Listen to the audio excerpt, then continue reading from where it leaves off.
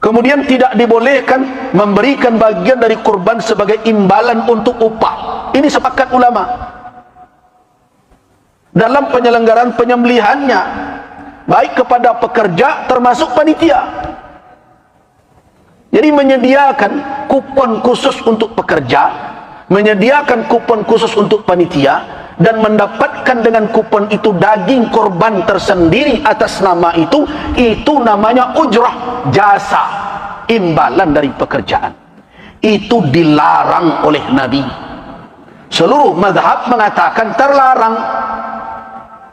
Ambo heran, kini ada orang dan anggan mengarajuan itu, ndak amuh. Dengan berbagai alasan, lah tabiaso disiko. Mana yang lebih tinggi? Petunjuk Rasul dibandingkan kebiasaan awak. Rasulullah sallallahu alaihi wasallam naha, melarangnya. Di dalam hadis sahih dalam riwayat Imam Muslim dari Ali bin Abi Thalib radhiyallahu anhu, amarani Rasulullah sallallahu alaihi wasallam an aquma ala butnihi. Aku diperintahkan oleh Rasul untuk mengurus unta beliau. Wa amarani, bahasanya celik, dan memerintahkanku, Nabi memerintahkanku, an aqsima luhumah, untuk membagi dagingnya, wa juludaha, kulitnya, wa ajillataha, dan hiasan punggungnya. Jadi untuk korban itu biasanya diselimuti pakai kulit binatang pula, sehingga gagah bentukan. Disiarkan seperti itu. Ajo kulit pelampuk punggungnya itu harus dibagi pula tuh. Perintah Nabi kepada Ali. Dan memerintahkan pula Nabi, perintah Nabi berikutnya, wa alla u'tiyal jazzara. Dan Nabi memerintahkan jangan saya berikan tukang jagal. Itu pekerja tadi.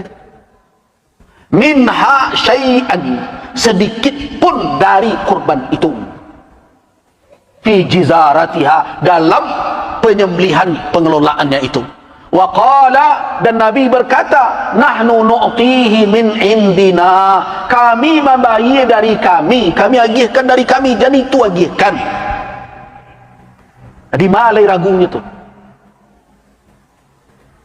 Anak-anak anehnya kadang-kadang bawa istilah-istilah lain. Indak ya, kau gotong royong saja kau. Jadilah kau yang gotong royong. Kalau ndak dapat bah, ndak dapat tu singgung wak. Tu dak gotong royong namanya tu. Nah, kalau ado mendapat dek karena itu ujrah namanya tu. Terserahlah wak agih nama macam-macam. Kadang nama tu untuk melak dari petunjuk Nabi. Wajar ndak itu umat Nabi Muhammad begitu? Oh ndak, kami sukarela saja. Kalau ndak diagih pak, ndak mau dok, tu ndak sukarela namanya tu. Kalau ndak sukarela tu diagih tak perlu liwat dah. Tapi ini kupon kau khusus untuk pekerja, untuk panitia. Barang kau mendapatnya karenanya pekerja. Boleh ndak awak dan ndak bekerja dapat kupon itu? Oh ndak bisa. Nah itu namanya ujrah. Kama saya ke dialih, kama saya ke diputar lalai. Hakikatnya itu jasa pekerjaan. Itu yang dilarang dek Rasul. Tapi bukan berarti orang itu tidak boleh mendapat upah. Boleh. Tapi indak dari kurban itu. Nabi mengecekkan, nahnu nu'tihi, kami maginya.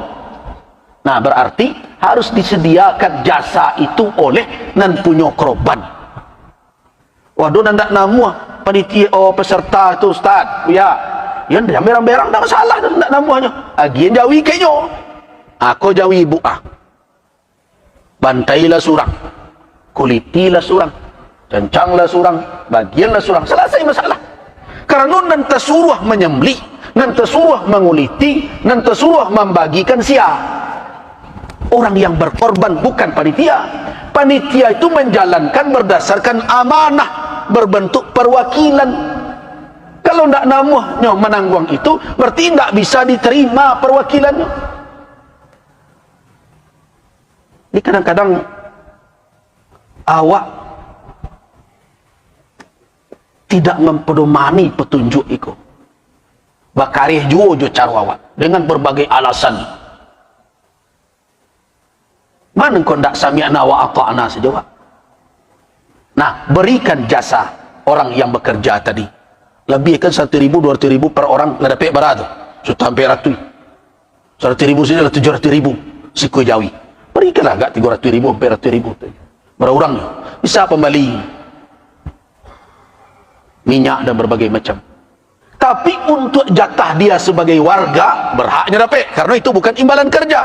Silakanlah, sebagai warganya berhak dapat kupon biasa, silakan. Tapi atas nama pekerjaan dia tidak boleh menerima dari kurban itu, termasuk kulitnya. Nah ada jual nama karya, oh kami nak ijo daging, boleh? Ada caranya, lebihkanlah. Kadang kurban di tempat itu sampai 10 ekor bagai. Kadang lebih 10 ekor. Kalau dilebihkan 100,000 surang untuk pekerja, seekor jawi berapa tu? 700. Kalau ada 10 orangnya 7 juta. Nah 7 juta tu balian jawi siku. Kan dapat jawi siku ni. Nak perlu lo bersyarat umur dia tu.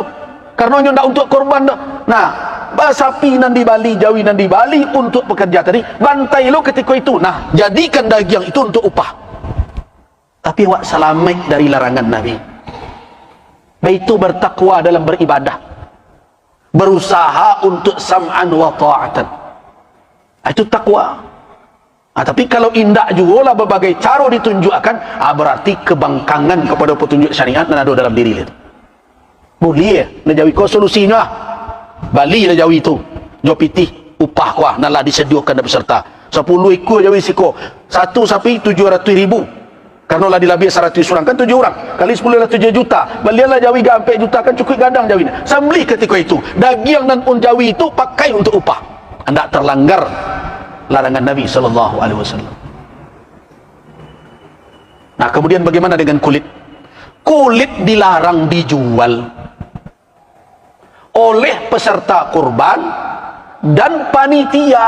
Kenapa? Karena panitia itu wakil peserta. Kalau panitia nak menjual, sama jo peserta nak menjual. Nah, kenapa begitu? Wakil itu bertindak atas nama yang mewakilkan. Sama jo orang mewakilkan nikah. Kalau ada orang ke menikah, diwakilkan misalnya ke seseorang.